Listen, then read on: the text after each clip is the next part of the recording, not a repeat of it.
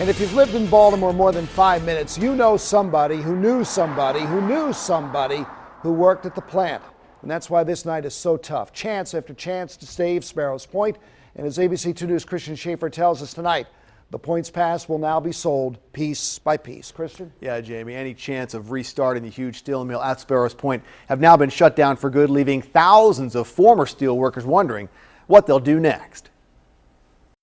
Almost all of Sparrows Point's remaining workers were laid off earlier this year after RG Steel sold the plant at auction to the Hilco Company, a company not known for making steel, but for liquidating assets. And as a somber Baltimore County executive announced today, that's just what Hilco is doing. Hilco indicates there is no interested party who wants to operate steel making in place. He said it is unlikely that a steel-making operation will ever reopen at Sparrows Point. At this point, they have indicated that they are going to liquidate every remaining asset and bring the structure down to the ground. Back in August, hundreds of workers rallied at the Steelworkers Hall when word came that their benefits would be running out. Now the county executive says a $1.4 million federal grant will be used to help those workers get health care and find new jobs. And he says long term, he hopes the loss of the steel mill at Sparrows Point might lead to a new industry. We're going to bring thousands of jobs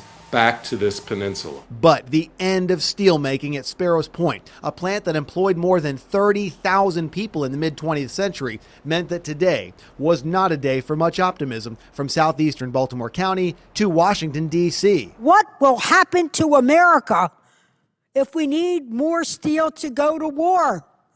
What about needing steel when we build our infrastructure?